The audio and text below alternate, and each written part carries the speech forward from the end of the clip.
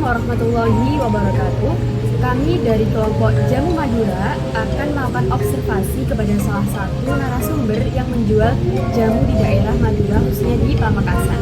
Dan sebelumnya perkenalkan, saya Nadia Sufita Alfaldo Aini dan teman saya Rizka Putri Safiko dengan akhiran NIM 064. Saya Dwi Septi Wulandari dengan akhiran NIM 045. Narasumber yang kami wawancari kali ini adalah seorang penjual jamu tradisional keliling. Beliau akrab disapa dengan nama Ibu Parmi, seorang perempuan tangguh berusia sekitar 45 tahun. Wawancara kami berlangsung di kediamannya yang terletak di Jalan Lawangan Daya, Pamekasan, Madura. Saat itu beliau sedang meracik jamu, kegiatan yang telah menjadi bagian dari kesehariannya, dan warisan budaya yang terus beliau lestarikan. Nah, berikut hasil dari video wawancara kami.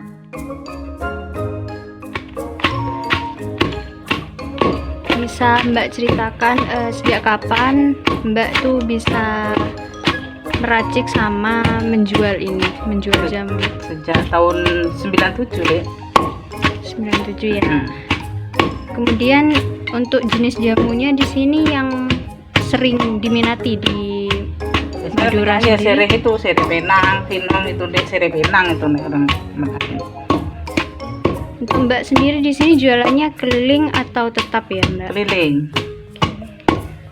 Untuk jamunya sendiri, rempah-rempah yang digunakan itu menggunakan dari tanaman sendiri atau membeli di pasar Beli di pasar deh.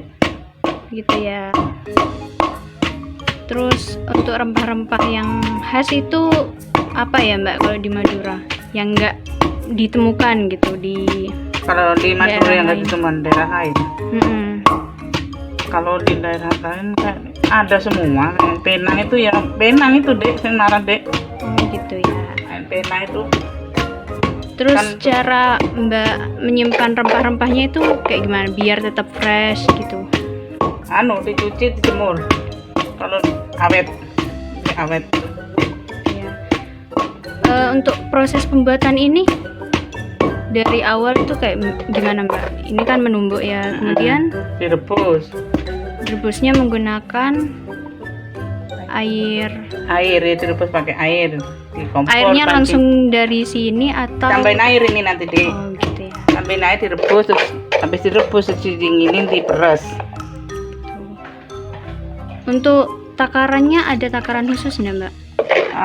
Tinggal bawaannya deh. Kalau bawa berapa banyak sedikitnya mesti ada takarannya. Gitu. Ya, per botol gitu kan. Untuk khasiat dari jamu ini apa ya Mbak? Ini bisa bau badan, keputihan, terus bisa menganukan itu luka-luka bisa, terus pernafasan juga bagus. Itu keputihan, bau badan itu. Untuk Mbaknya sendiri di sini jualan dari 97 ya Mbak? Iya, 97. Itu turun temurun atau gimana ya Mbak? Turun temurun deh. Turun temurun saya dari dari mertua ipar ke ipar, terus saya turun temurun. Saya temurunnya dari kakak. Dari kakak. Iya, kakak. Tuh sekarang nih yang kayak generasi muda itu apa masih ada gitu Mbak yang Kalau minat? sekarang kayaknya belum ada deh, belum kalau generasi sekarang itu kayaknya belum ada, saya belum. Ya itu makin temurun deh nanti deh. Kan yang belum pensiun banyak ya. Walaupun ikutan saya aja belum dikasih garam. Belum pensiun, nanti pensiun mesti ada temurunnya gitu sampai kebanyakan sampai tua deh, sampai tidak bisa jualan baru temurun. Tapi ya saya tidak punya kerjaan ya jual jamu. Untuk Mbak sendiri apa ada harapan gitu untuk generasi muda biar Ya pengen deh, harapannya pengen turun temurun biar ada yang gak ngurusin putus ya. ya anak atau mantu, insya Allah nanti ada yang nurunin, suruh turun temurun biasanya ini. Kami mengambil 2 jenis jamu rempah khas Madura yang berbeda. Yang pertama adalah jamu sirih kunci. Nah, setelah rempah berupa daun sirih dan juga kunci ditumbuk menggunakan lumpang dari batu, bahan tersebut kemudian direbus dengan air hingga mendidih.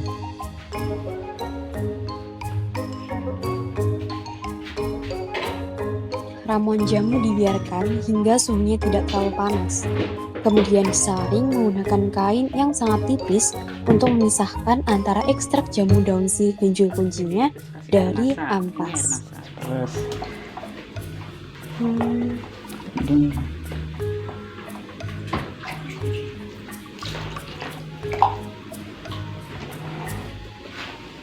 terus kan keadaan dingin, terus ditambah air panas kalau mau kan betul panas masih.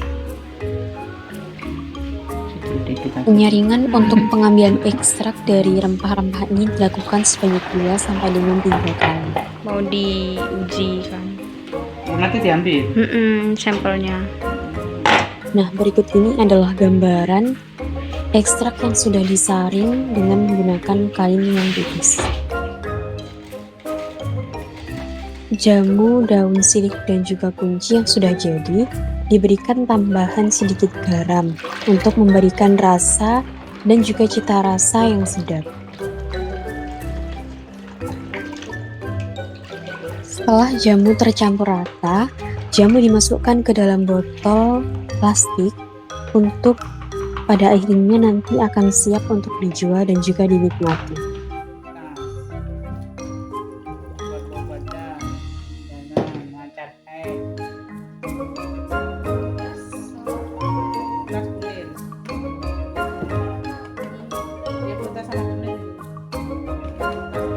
Kain yang digunakan untuk menyaring ekstrak jamu sirih kunci tersebut tidak lupa dibilas terlebih dahulu sebelum akhirnya nanti digunakan kembali untuk menyaring jamu yang kedua, yaitu jamu punir asam. Untuk jamu yang kedua adalah jamu punir asam. Rempah berupa punir dan juga asam ditumbuk menggunakan lumpang dari batu hingga cukup halus atau sedikit kasar. Selanjutnya dilakukan hal yang sama seperti sebelumnya. Bahan tumbukan tersebut kemudian direbus dengan air hingga mendidih.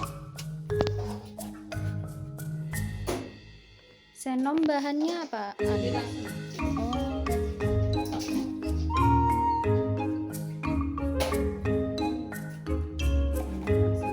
sekarang kan disimpan, ada nggak mulai musim-musim disimpan dijemur karena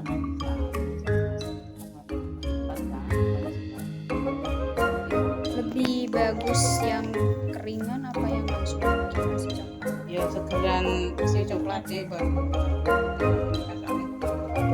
musiman kalau asam itu belinya kan banyak jadi cara pengawetannya dijemur terus kasih garam dikit cuman itu biar awet. Setelah mendidih, ramuan jamu dibiarkan hingga suhunya tidak terlalu panas. Lalu disaring menggunakan kain yang sangat tipis untuk memisahkan ekstrak dari ampasnya. Kain yang digunakan untuk menyaring ekstrak jamu punir asam tersebut tidak lupa dibilas sebelum digunakan untuk proses produksi jamu kembali.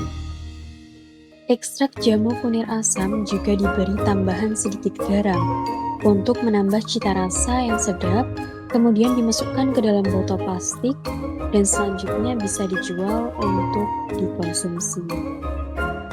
Nah, kurang lebih seperti itu proses pembuatan dan juga wawancara kami terkait jamu khas Madura, yaitu jamu daun sirih kunci dan juga jamu punir asam. Sekian video observasi jamu tradisional kami. Thank you for watching.